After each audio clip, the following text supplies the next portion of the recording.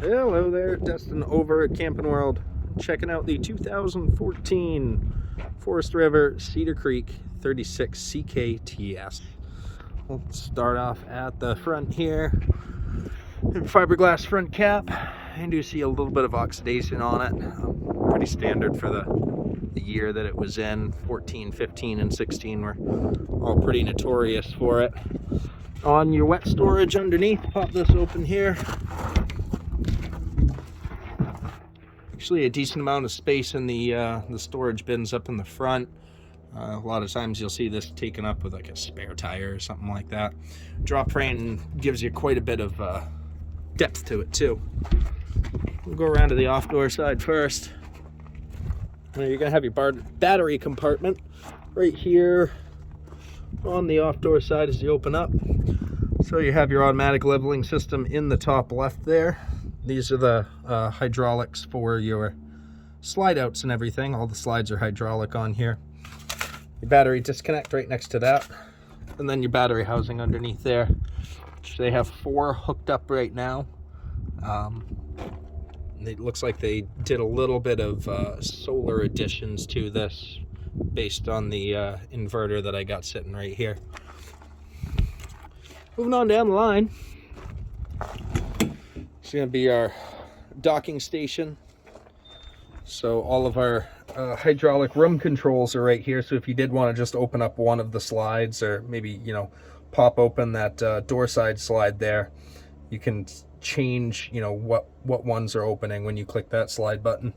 Your winterization ports right here, all your cable in. Battery disconnect is going to be right there, which is going to be past the original one that I showed you. In the storage area here, actually quite a bit of space. There's your 50 amp power cord. They did leave a couple hoses, it looks like, and then some tire covers as well. It looks like they added this, so this is just going to be a cord storage, and just put your power cord on there.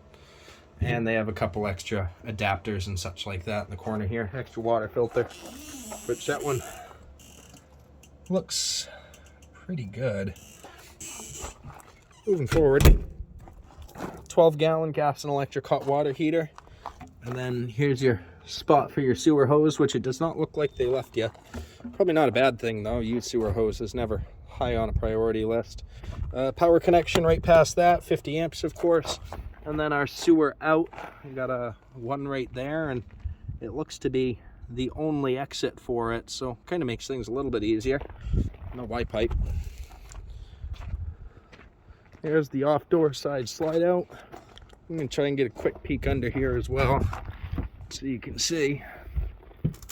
It's all corrugated underneath here, so it's an enclosed underbelly. There's a decent look at the frame right there, so I'm not seeing any major rust spots. I'm starting to see some pitting, which is pretty usual up here. Underneath the slide out, you can see what kind of condition that is. All the seals look to be fairly well intact, and slide toppers on all the slide outs. Onto the back of the coach, you got a fiberglass back cap as well. I see a lot of companies starting to move away from this, and it's actually kind of nice to have. It's definitely more rigid. I'm gonna give this video a quick pause here and head up on the roof. And we made it up here. Roof looks to be clean. All the sealant is fresh. No cracking or anything like that.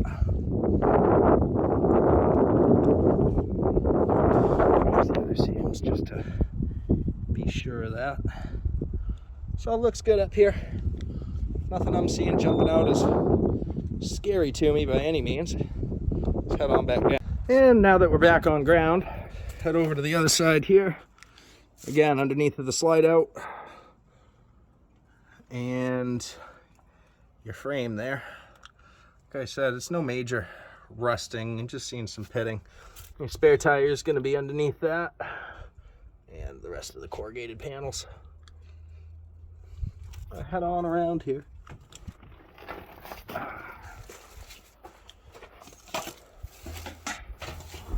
All frameless windows on the coach, except for your corner windows where the slide comes in and out, of course. Kind of hard to do there. But actually molded fiberglass on the slides. There's your main awning for the coach right there. Pretty decent size. And off to the door side here. We do have 110 power outside. Looks like we're missing a cover for that there. Here's the other half of your underneath storage. Pretty large. Oh, there is a sewer hose in that bag too. I know I said earlier I didn't see one. Here's your propane for the coach. So it's on the door side, 2 30-pound tanks, and then your controller right in the center there. Some outdoor speakers right above that. Let's get into the fun stuff. Head on right in. Actually kind of nice for a rear living sort of setup. The way that they kept that open on the extension to the kitchen area there. We'll start off on the living area slide. So you got your 4 tables and chairs. I don't believe this is extended already, so you wouldn't be able to expand. Not speak out of turn here, but that looks like it's about as full as it gets. You have your 2 recliners here. There is power right behind there, so you can plug something in. Looks like one of these recliners is a little beat comparative to the other. This one looks to be in nice shape. This other one needs a little bit of love right there. Onto the back side, you got your pull-out sofa. So this will turn into a bed. All the leather on here looks like it's in good shape. No cracking or anything like that. Power on both ends of that. And then we have some overhead storage up above there. I don't see any bubbling of the wallpaper or anything, so looks to be in good shape. They said all those seams up there look pretty good, so good shape. Entertainment center here. So you got your dish receiver. Underneath there you got a decent amount of storage built in. There's your cable outs and such like that. Fireplace puts off a little bit of heat, but it's not the main source for the camper. And then right here we should have our stereo system. So this does the indoor and outdoor speakers, and you can actually pair it to your TV too, so you can listen to the game outside or something like that. TV is on a drop mount, so you flip the switch here. It's actually kind of nice because they put a window behind it instead of storage, which I see most of the time. Brightens up the area quite a bit. And the same amount of storage on the other side. All your remotes and a little bit more storage under here. Kitchen area is a really good size, extra large island on it with decent amount of counter space on the other side there. I think they left you a little stool too. So onto the island, you got 4 extension drawers here.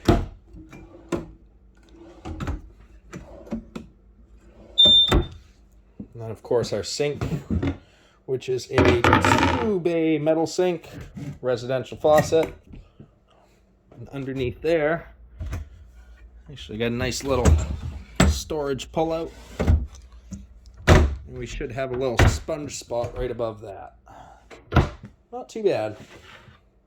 Put that back in before I forget. On to the rest of the kitchen. Good amount of storage up above. Pantry space.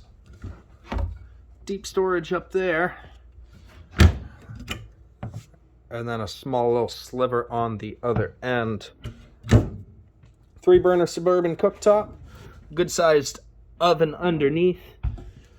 We do have 3 more extension drawers under the kitchen counter. That one's actually pretty deep there. And then one on the bottom. Add 4 more on the other side for full extensions. And one under the oven for pots and pans and such. So ample storage by a long shot. Onto the fridge area. So this is going to be a Whirlpool electric fridge. Actually a decent amount of space. It's about as big as one at home. I'd say that. I believe that's what the inverter's really going to be meant for, being an all-electric fridge. Nice little like desk area in the corner here. So it's got the roll top hutch and then some good storage up above. 3 more extension drawers on the side here. They definitely did good with deep storage. There's plenty and plenty of it. 3 more extension drawers underneath the little hutch here. 1 on the other side. And then pull out a trash and recycling can. It's cool because they're hard to find spots for. They're pretty bulky. Some big storage up above here. You're gonna need a step ladder to get to it, but your control there as well. Don't mind me, press too many buttons. Water heater and water pump are gonna be right there. I believe it's just gonna be a gas hot water heater. And then we have our tank heater as well. So you do have heated tanks on this, all your slide controls, awning controls. And I'll flip a couple more lights on here. Underneath, you got a nice coat rack and our breaker box under there. Got a central vacuum built in. Thank you, Dirt Devil. And we have a fantastic fan control right there. Got our thermostat for the coach right in front of the door as you walk in. Let's head on up to the master area. So for your bathroom, actually got a decent sized space here. Of course, porcelain toilet. Decent amount of storage up above. They're throwing you a couple rolls of toilet paper, which is quite nice of them. There's that fantastic fan. And the shower stall, which is actually quite roomy. Well, I got plenty of space here, and width-wise, it's really not that bad either. I can broad shoulder, so not a bad sign. 1-piece solid surface countertops. Nice feel. Big deep sink here. And then a little bit of storage up to the side. A couple toothbrushes and all that good stuff.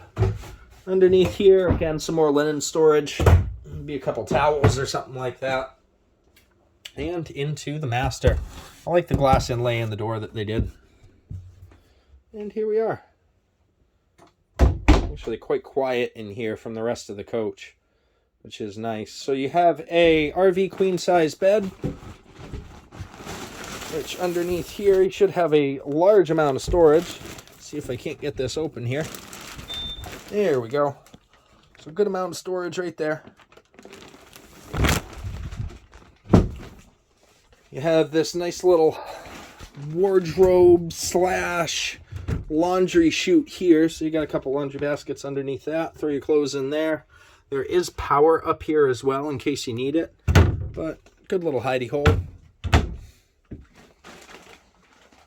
You got, I believe, 4 extension drawers here for even more clothes storage, or maybe make up for the lack of linen storage. TV's already installed next to the bed. And both of the sides are going to have these little nightstands there. And into the wardrobe. So we've got a full walk-in closet. Decent amount of storage up top. Over to the side here, you got some pretty deep areas. If you did want to add a washer and dryer, there's your hookups for it right there. And a nice little cabinet over on the corner with even more built-in storage. I think that about concludes the tour of the important stuff here. Goodness, if I did miss anything or you wanted to see something in particular that I didn't touch on, don't hesitate to reach out and let me know. I'm here to help.